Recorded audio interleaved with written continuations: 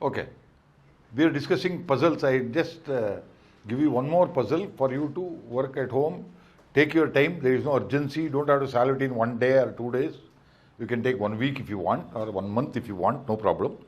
Now this puzzle is about the decimal number system. We have a decimal number representation. Without the decimal point, we get integers. No? So I'm talking of integers of n number of digits. So we got one integer n which consists of n number of digits. I'll just write them as t2, d1, d2, d3, etc. up to d lowercase n, dn. N is not known. We don't know how many digits. It could be 3, 4, 5, I don't know. It's not part of the specification of the problem.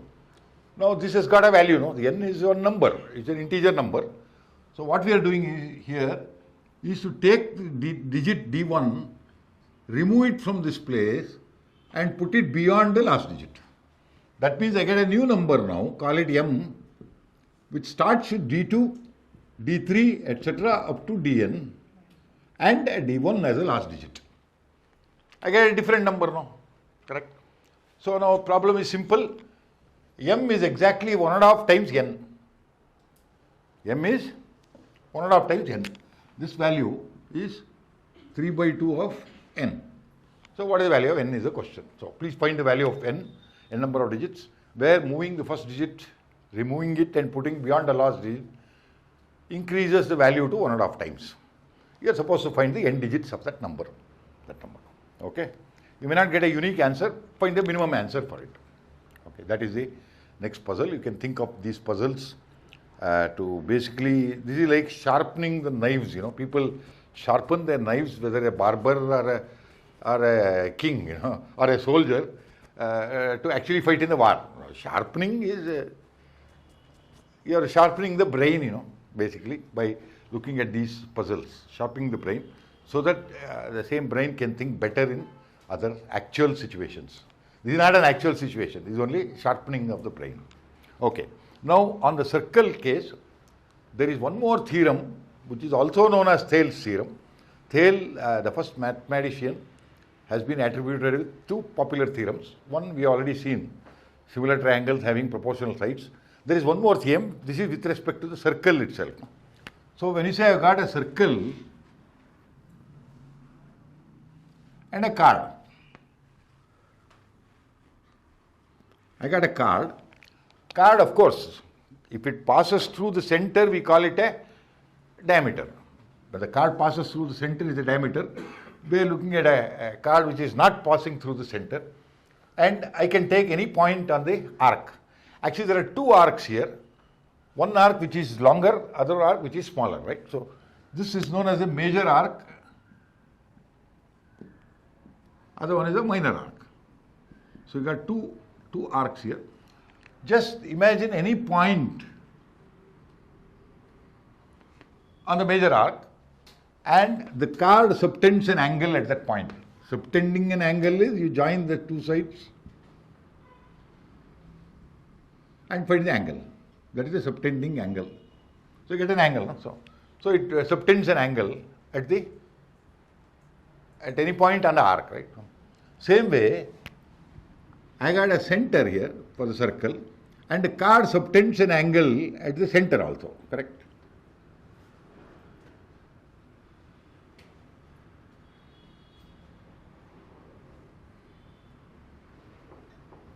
No, Thales theorem is very simple. It says that the angle subtended at the center is twice the angle subtended at the major arc. That's the theorem. Okay, as a corollary, which means angle subtended the center is there. I take another point of the arc and whatever angle it subtends there is half of that angle at center. So that means any point here, at any point, the card subtends the same angle. Is a corollary for the same theorem, but this is known as the Thales, one more Thales theorem. No? It is also called Thales theorem. You can call it theorem number 2 of Thales. Okay. Now how do we prove that? How do you say it is exactly half of, that is angle subtended at the arc Any point on the arc is half of the angle subtended at the center. So we do have to do one construction. Construction here is very simple. We take the point on the arc, join it to the center and extend it a little bit. Okay? Now, to facilitate writing of the angles, we can give some names to these points.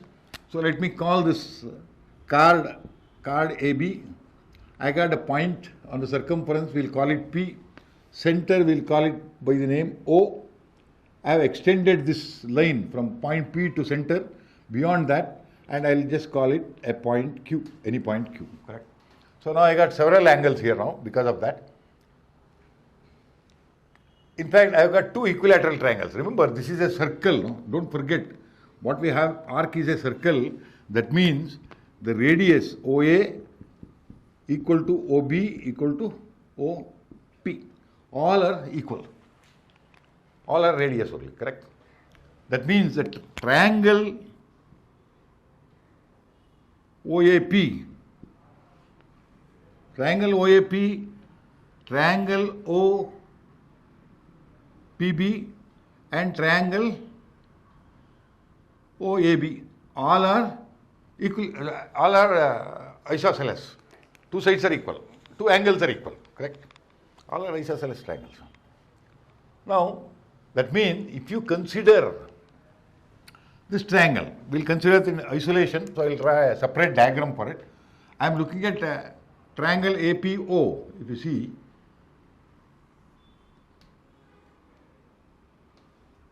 Protruded to Q.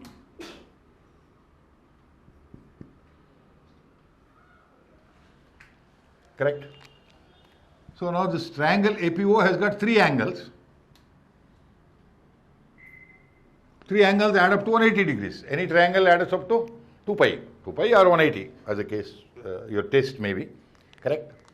And we have a line PQ and we have a line standing on top of it, OA. And the two angles here add up to 180 degrees. Correct? Two angles on the same side of a line is 180 degrees. Half 360 is 180. That means now you can see if this total, that is AOQ plus AOP is 180 degrees, AOP plus these two together is 180 degrees, and these are equal actually, correct? Which means AOQ must be double each of these. It's actually sum of these two, which both are equal, so it is double. So angle AOQ is 2 times the angle APO. Correct now? Right? So now coming to the original diagram, I've got two angles here. One is AOQ, other is QOB, right? Now AOQ is twice APO. QOB is twice QPB, correct? Therefore, this total, which is AOB, must be twice APB. That's the proof, correct?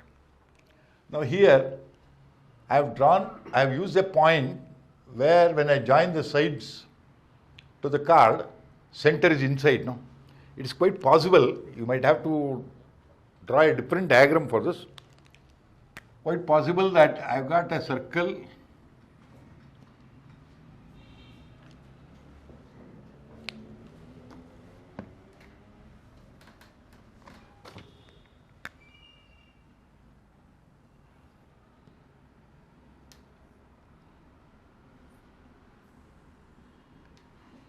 I select a point on the circle such that when you join with the card, it goes outside the center. No? Possible.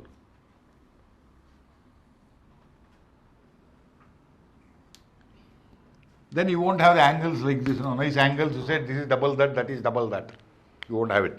So we have to prove the theorem in this case also. In this case also it is true that the half of the angle at the center is equal to the angle at the circumference, no? On the arc. We have to prove that. How do we do that? Construction is the same. Actually, it is the same. we join all the radii. We have the 3 radii, 2 for the chord and 1 for the point.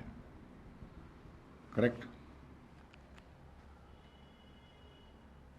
And we extend.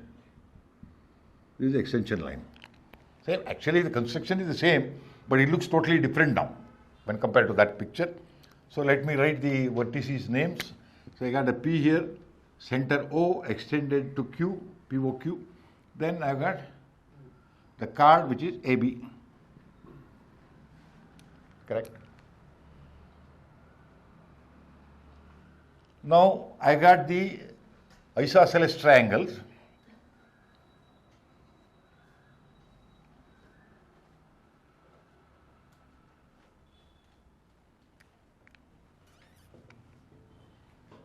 Triangle OPB. Same, actually OPB is also one of the, what I had written. OPB is isosceles, correct, because OP equal to OB. Then we have OAB.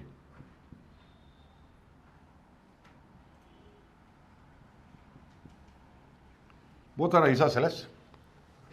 When you have an isosceles triangle, we know, that is, if you have an isosceles triangle with equal sides, which means angles are equal, when you extend the angle, exterior angle of the non-equal angle will be double this. Correct? So in this case, what are the angles for this? There is an angle here which is AOQ is one angle I am considering, AOQ, which will be twice these 2 angles. Or not Q, I should consider BOQ.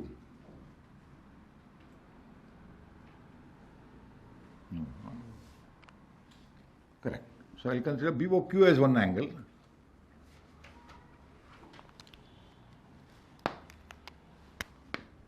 And AOQ as the other angle. It's a bigger angle now. AOQ is bigger than BOQ. That means actually angle, let me write that relationship between the 2 angles.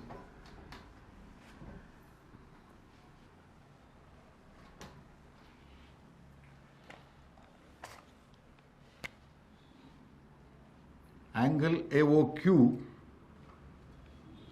compared to angle BOQ. Angle BOQ is smaller than AOQ.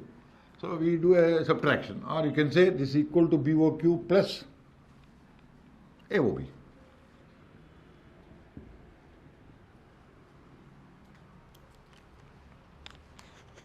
Right? And what is angle AOQ?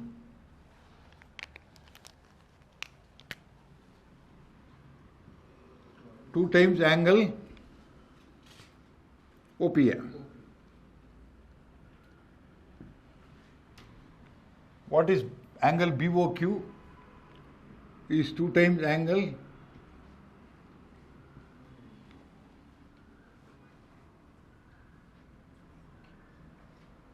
OPB.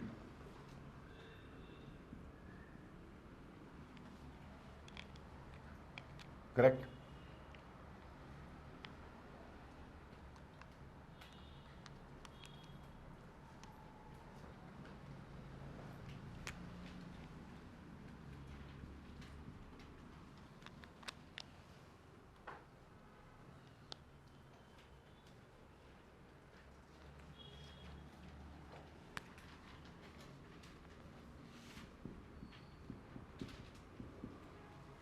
So we'll complete that equation. So twice angle OPA equal to twice angle OPB plus angle AOB. That's the same statement.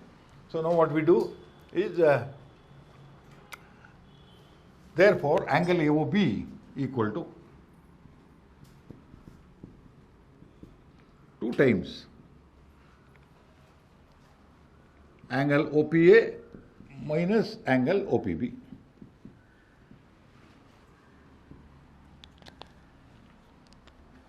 angle OPA minus angle OPB will be angle APB.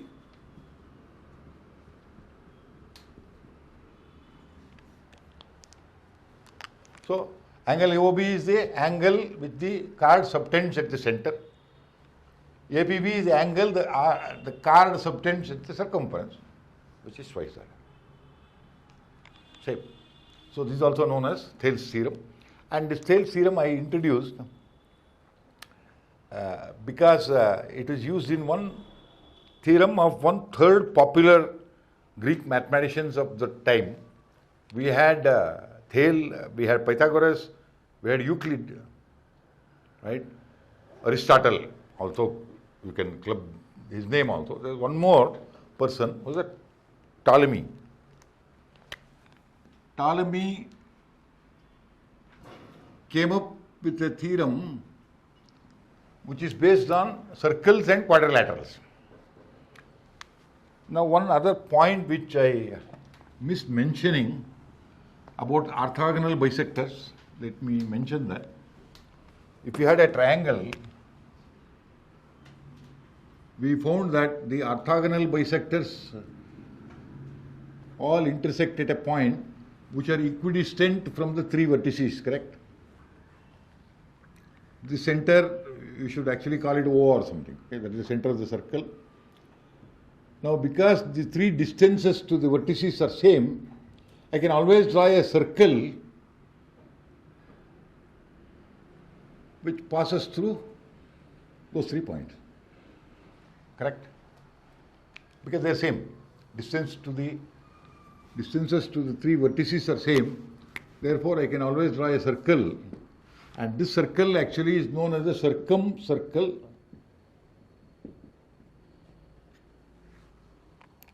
And that intersection point or the center of that circle is circumcenter. Okay, that's the names which people use. Now, you say, now I want to, that means any 3 points of a triangle can always be circumscribed by a circle, with a circle with the center at the intersection of orthogonal bisectors of the sides. So this is called circumscribing of the triangle. So we can circumscribe. So now if you say I have got a quadrilateral, any quadrilateral with 4 sides, we can always draw a circle which passes through 3 of those points. No questions on that. Now whether the circle also passes through the 4th point becomes a question, right? You understand? It may or may not. We don't know, depending on what quadrilateral we use. So if it passes through that 4th point also, is known as a cyclic quadrilateral.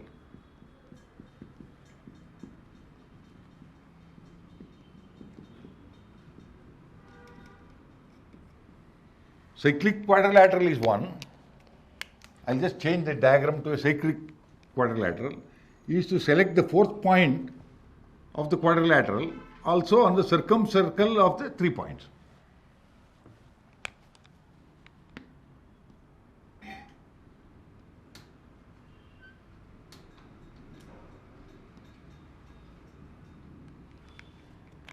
Now, supposing I have got a cyclic quadrilateral like this, call it ABCD, which means there is a circle which passes through all the 4 points. Ptolemy states that when you multiply the opposite sides and add, you will get the product of the diagonals. That means AB multiplied by CD plus AD multiplied by BC will be equal to AC multiplied by BD. This is true for any cyclic quadrilateral. If the quadrilateral is not cyclic, the sum of the products of opposite sides will be greater than the product of the diagonals, 2 diagonals. So you can write that as greater or equal. Greater or equal is for any quadrilateral, but that equal to sign comes only if it is a cyclic quadrilateral. So that is Ptolemy's theorem. Now how do we prove that Ptolemy's theorem? We use the result that we just found out. about a card subtending an equal angle on the arc anywhere on the arc. We have to use that property. That is Thales theorem. Thales theorem number 2. If you use, we can prove that, right? Let me try to draw a reasonable circle. I don't know if I can draw one. And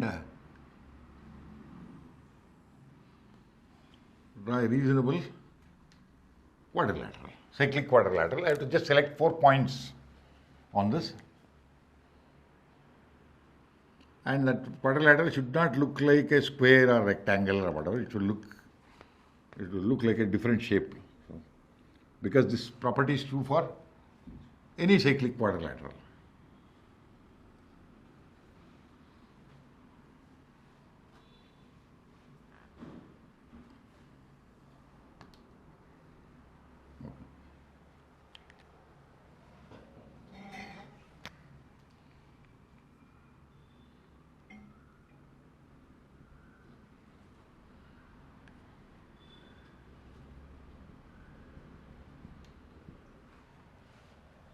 Let me give names to these vertices A, B, C and D. I have also drawn the diagonals. Now, by Thales theorem, we know that AB is a card, so it subtends the same angle at both points G and C. So that means basically angle ADB is equal to angle ACB. They are equal,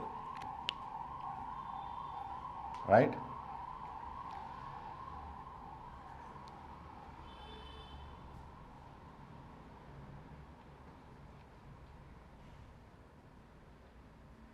Now what we do is, I have got a angle ADC which is actually more than double the angle of ADB. That's intentionally I have drawn a diagram like that, but proof is same for any diagram.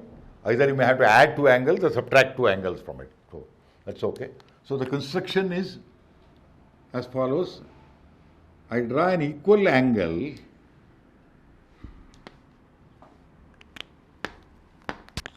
at the vertex B. We had on ADB as the angle. Now I'll draw the same angle on the other side of this. So I got CD and this point here. We'll give a name for this point. I'll call it P. Right? So what I'm saying, the construction is angle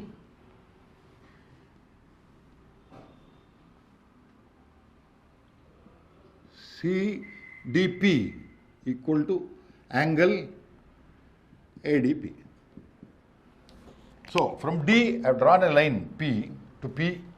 P is a point on the diagonal you see, such that these 2 angles are equal, right? Now, I got 2 equal angles here and a angle between the 2 angles. Now, when you find that, it is always good to add that center angle to both of these, and I get 2 angles which are again equal, but bigger angles. Let me show you that bigger angle. There is one angle which is angle CDB and the other angle is PDA. They are also equal. PDA is same as CDB because they consist of this equal angle plus one common angle. And once you do this, now you see in this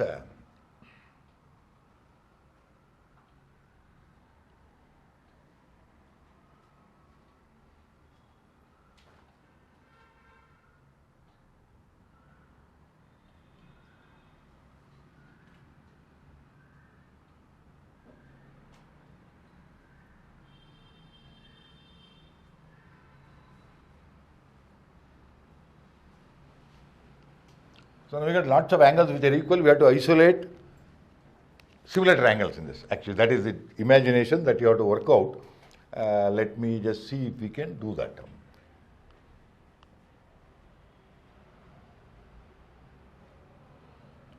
Yes.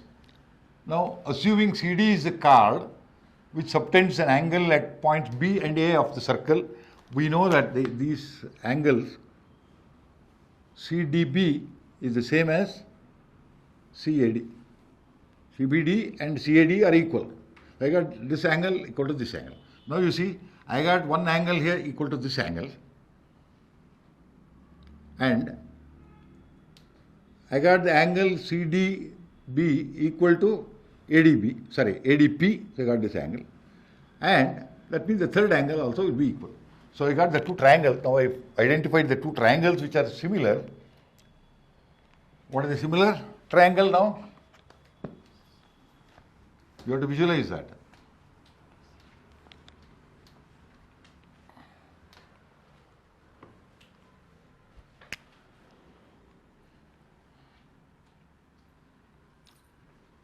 Triangle PDA is one triangle. I want to be able to write a similarity with the triangle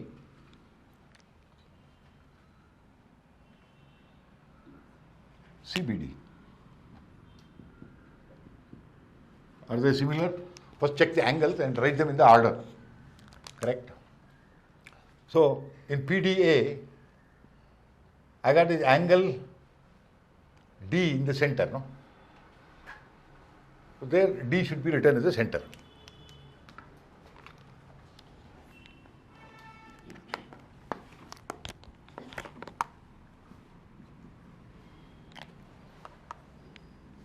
So angle D in the triangle PDA is PDA, and that is equal to CDB. So I have written the center. Next, I have got this angle, which is PAD, angle A of this. I have written as the last vertex here, is the same as CBD, which is the last angle of that. That is B, correct? I have written that correctly there. So these two triangles are similar. Triangle PDA and CDB are similar, correct? So we can write that proportional side.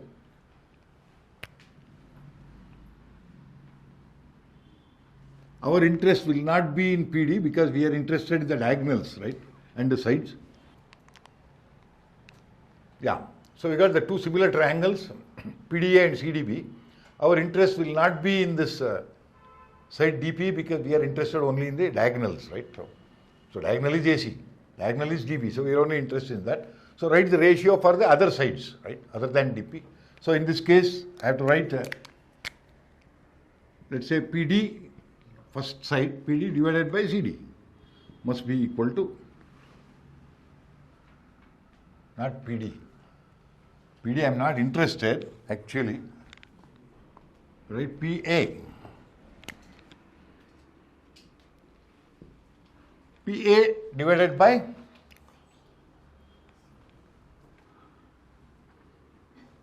CB. First and third letters here, first and third letters there. PA divided by CB equal to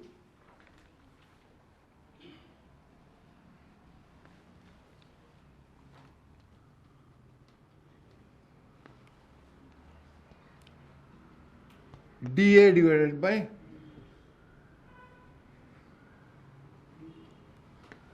second and third letters DB.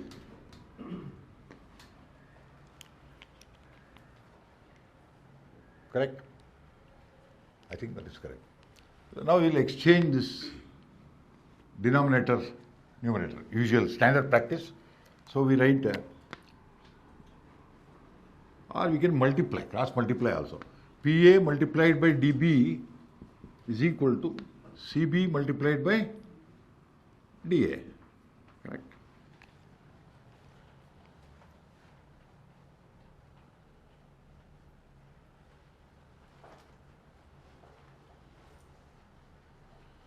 Which is actually, we can rewrite this DB, which is one diagonal, multiplied by PA is actually PA equals CB same as BC multiplied by AD. These are two sides. Now you see what we have got is BC multiplied by AD, two opposite sides multiplied. Give me the value is DB, that is one diagonal multiplied by part of another diagonal, which is PA. Right? Now the same construction if you do on the other side, now what we have shown here, other side you will get the equivalent. By symmetry I can almost write down that. No? So by symmetry you will find that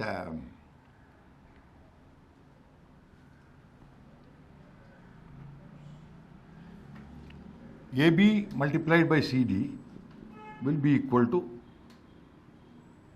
DB multiplied by PC. This is what you will find. Same, the other two opposite sides multiplied will give you this diagonal multiplied by the other part of the second diagonal. That's what you will find. And adding these two, you will get your result. DB multiplied by AC. Or BD multiplied by AC, if you want to write it like that, that's what I've got there. So you will get the theorem proved. No? Ptolemy's theorem is proved as sum of the products of opposite sides is equal to product of diagonals. For of course a cyclic quadrilateral, that condition is a must because otherwise you won't have these angles as equal and you won't find similar triangles. Now you can see that is the reason that quadrilateral has to be cyclic to be able to achieve this result. Correct? If that is fine, now I would like to start on a new topic. We'll start with algebra. In algebra, the first part I want to talk of is the binomial theorem. Everybody knows binomial theorem. But I would like to look at that and generalize it and see we can come up with some new concepts.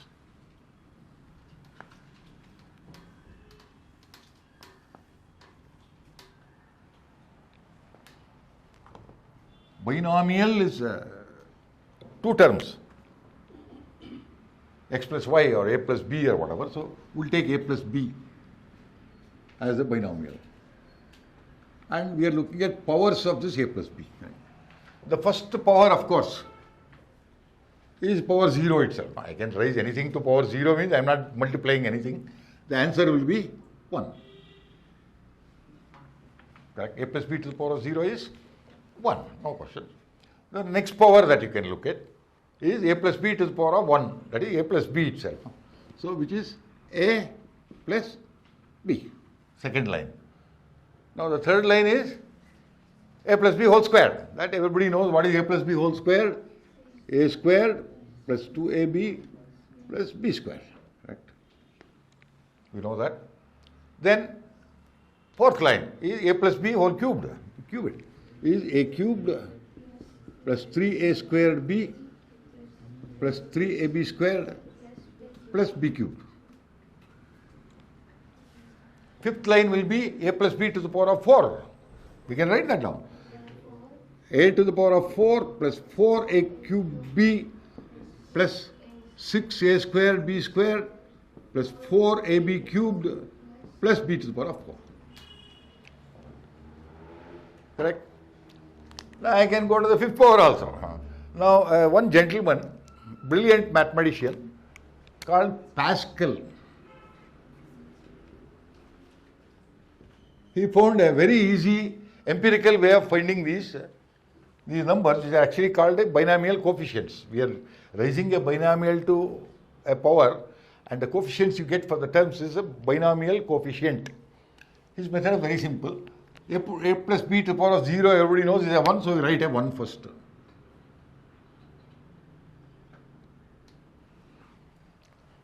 Next, remember, each time we increase the power, there is one extra term. That means first we have one term, then we have two terms, then we have 3 terms and 4 terms and 5 terms.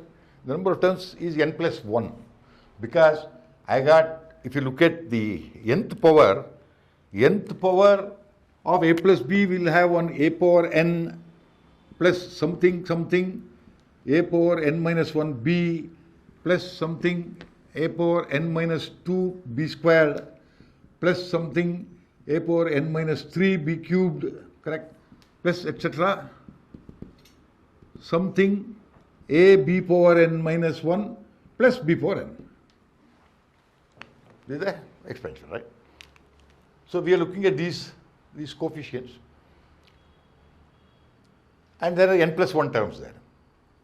Now to get n plus 1 terms, what we do is we start slightly to the left of this and write one number, and slightly to the right and write another number. Okay. So I have to write two numbers now.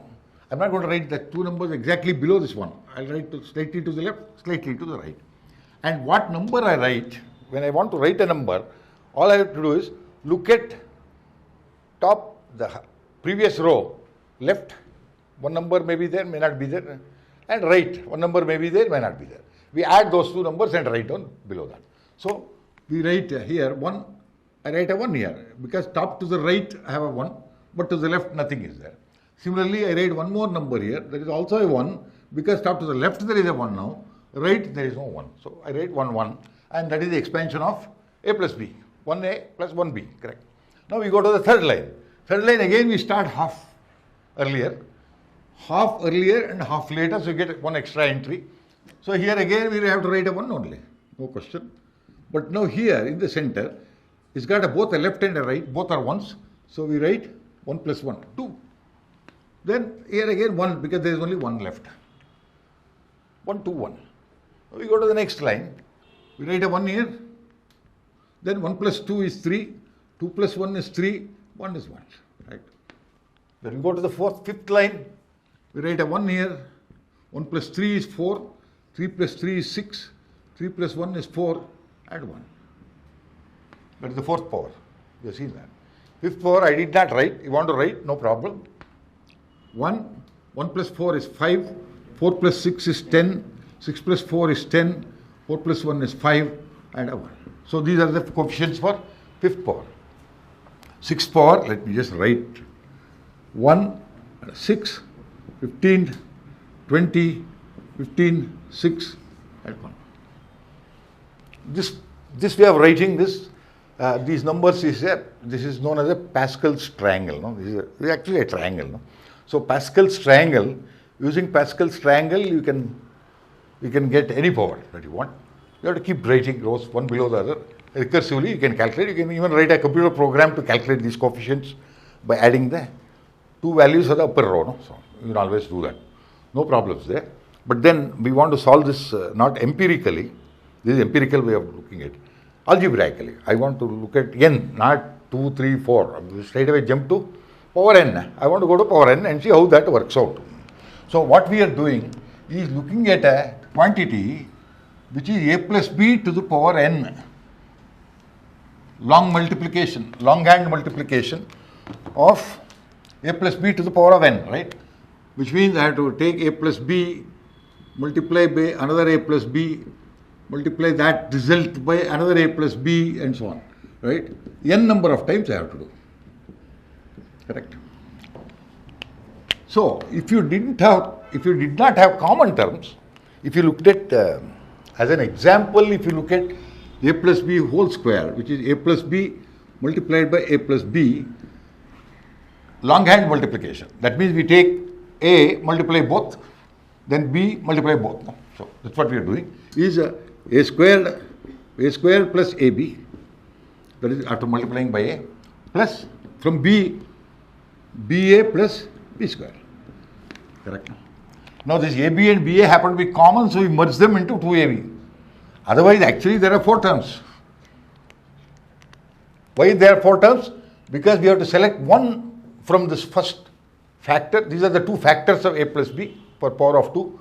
I have to select one of these. I can't select both. I have to select either a or b from this. There are 2 ways I can do that.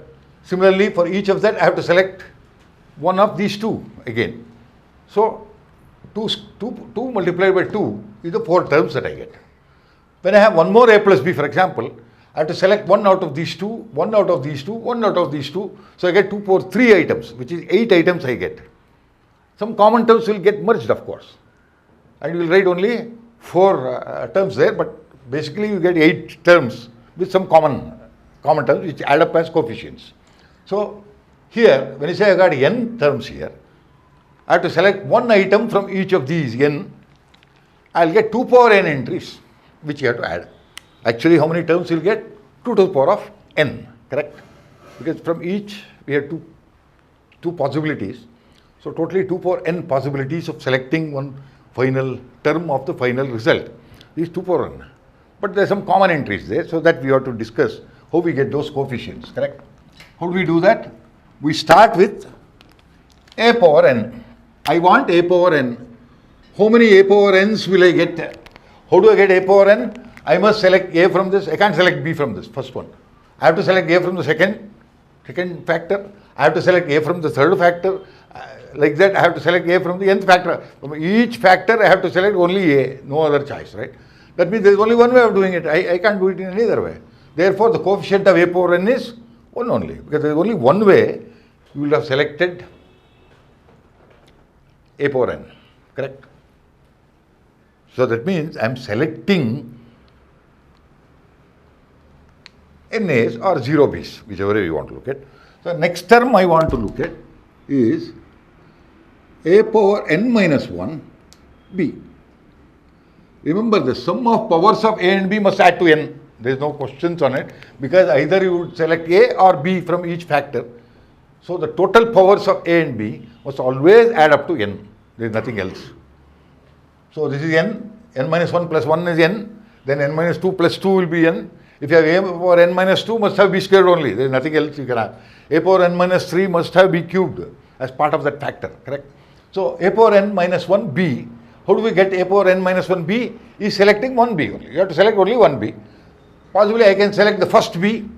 Remember, there are n b's and n a's which are there, right, in the n factors. So I will select the first b, one possibility.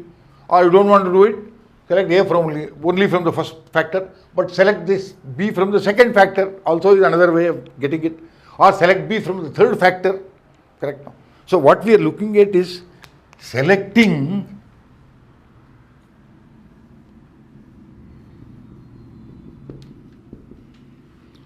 some n number, I'll just call it k, okay? K b's from n factors. In this case, b is 1, k is 1, of course. I am selecting one b from n factors. How many different ways you can do that? N different ways you can do that. I can select either this or that or that or that or that n times. No? So n times you can do that. Therefore, the coefficient of a power n minus 1 b must be n. Correct? No?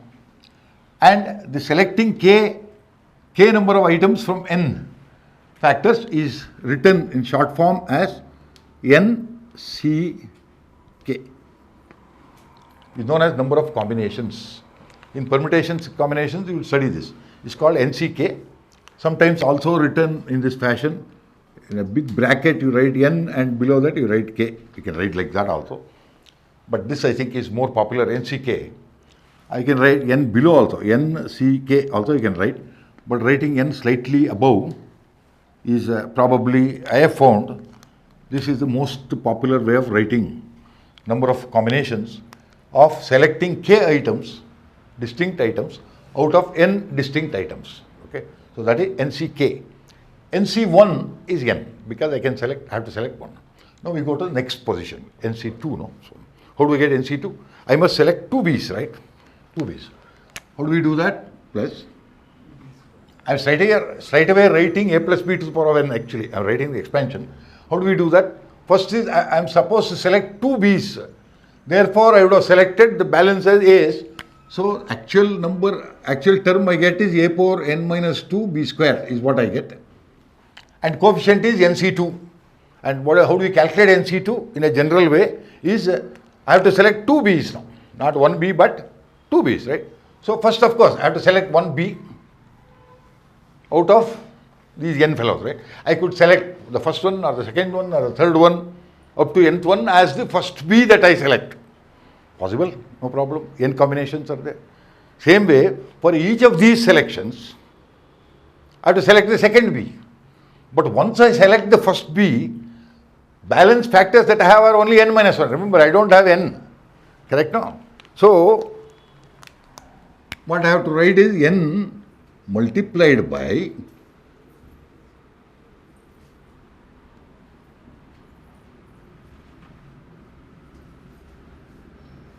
second b can only be selected out of n minus 1 item, not n items, because one factor is already gone. Once you select that b, I can't use a b from the same factor again. So n multiplied by n minus 1. So which will select the second b. But there is one small problem with this n star n minus 1, because I have selected two b's all right. First b, I said I have selected something as first b. I have selected something else as second b, correct? Now there is also a combination. I could have selected that something else as the first b. How do you know which b is selected as first b is the question now. I got two b's which I have selected. I could have selected either of the b's as first or the second now. Other one becomes second. This one becomes first, the other one becomes second. Other one becomes first, this one becomes second now. You understand? I could have selected, for example, fourth b and fifth b or something as the two b's. So the fourth b could have been selected as the first b. I get a whole bunch of combinations. Or fifth b could have been selected as the first b and the fourth b as the second b. I'll get the same number of combinations again. So therefore, I'll have to divide this by 2. To get the correct number of combinations is to say n multiplied by n minus 1 divided by 2. That is the value of NC2, correct? So now we'll write, instead of writing one more term here, we can look at NCK itself, saying how do we get, so what is NCK is the number of combinations or a way of selecting k distinct items from n distinct items. Is, of course, n distinct items, you have to select the first one. In n number of ways you can do that. I have to select the second one. I can only do it n minus 1 number of ways, because the first part is already gone. Now only n minus 1 are left. Then once I select these two, the third one can be selected only out of n minus 2 entries. Correct? So multiply n minus 2 all the way till n minus k plus 1. We'll select the kth item, right, out of n minus k plus 1 balance numbers which are left. I have to select that, right? Now, but this will have a lot of repetitions. For example, it will have repetition because of the way there is no repetition when we selected the first item. There was no question of repetition, so you can divide by 1 if you want. No need to write that. Whereas when we selected the second B, basically, is we could have selected in two possible ways the two B's that we have selected. So therefore, we have to divide by 2. Similarly, when we selected the third B, there are 3 B's now, right? Now those 3 B's, whichever 3 B's which we selected as the first, second and third, I could have selected them as second, first and third, or third, first and second, or first, third and second, different. All the permutations for these 3 items I could have selected now. All those become repetitions in the number of selections that we got. Therefore, we must divide that by 3. The third B could have been selected either the first one or the second one or the third one. Remember, the 2 B's have already been selected, right? What I mean is, if you want, I'll write a slightly different way of doing that. Let us assume when we selected the first B, we called it B1, right? Now when we select the second B, I got a B2, but B1, B2, B2, B1 give you repetitions of combinations. That's why we divided by 2. When we select the B3, we already have the B1, B2. B3 could be, when we select the B3, could be selected as the first of these 3 items, in which case it will look like B3, B1, B2. Or it could have been the second out of these 3 selections, in which case it would be B1, B3, B2. Or it could be the last of the selections, in which case it would be B1, B2 and B3. That's why there are 3 repetitions. Because in any of the first 3 places, you can select the third B. For the fourth B, any of the 4 places that you can select, so you have to divide by 4 and so on. So the same division also continues all the way till K. For the kth B, you can select either the first or the second or third or kth. So there are K permutations in which you can select that, and all those permutations lead to the rest of the combinations. So you have to divide by K. Correct? So this is NCK is n multiplied by n minus 1, n into n minus 1 and n minus 2 up to n minus k plus 1 divided by 1 into 2 into 3 up to K. Right? One shorthand way of writing this. A shorthand way is to write in 2 different ways. You can write. I can still write this n multiplied by n minus 1 all the way till n minus k plus 1. divided by this 1 multiplied by 2 multiplied by 3 all the way till k is written as k factorial. Correct? One short form. The other short form you get by multiplying numerator and denominator by the rest of the numbers for n factorial. So that means multiplied by n minus k minus 1, etc. all the way till 1. Denominator also the same. n minus k minus 1, etc. all the way till 1. We multiply. Correct?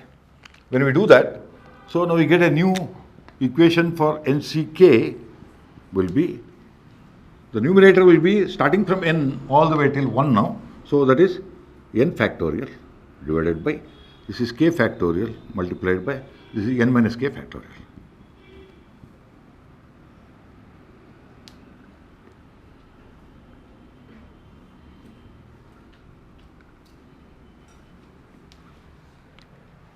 Okay, that clear? We will use this. We'll use this second form, not the third. Third form looks like very simple, but then I still prefer the second form of nck, which is n minus 1, n multiplied by n minus 1 all the way till n minus k plus 1 divided by k factorial. That's the form I would like to use when we want to employ this binomial power for a totally different arithmetic problem. Now, next I want to look at arithmetic problem. Okay? This is clear, no? Binomial coefficient is, anybody asks you about binomial coefficients? If you want some first few coefficients, draw one Pascal triangle and you can immediately arrive at the answer. If you want more than that, use this formula. Right? In fact, there people have invented hundreds of different ways of calculating these binomial coefficients. And just like our triangles had so many properties, we discussed a few and many more are there, right? Same way, these binomial coefficients have got hundreds of properties, and lots of mathematicians have spent their lifetime researching the values of these binomial coefficients, right? In fact, one property I can tell you straight away, if you add all the binomial coefficients of one expansion, you will get 2 power n now. Because there is a number of terms which you will get. These coefficients we got because of similar terms we added together as one coefficient. No, you don't add together those, total will be 2 power n. So, sum total of all the binomial coefficients of n will be 2 power n. No questions. That's a simple theorem. No? You can prove it if you want. So, like that, people have worked out many hundreds of theorems on binomial coefficients. Not my interest into going to that. The only reason I went into this binomial coefficients is because I want to solve one simple looking arithmetic problem. Banker's problem, actually. Okay. Question is very simple. You pay me some money now, I'll give you the money back with interest tomorrow. Simple, no? What is the interest that you're going to get is the question. So we start with that. The so-called interest problem. Not a simple interest problem, but a compound interest problem. So I want to look at a compound interest problem.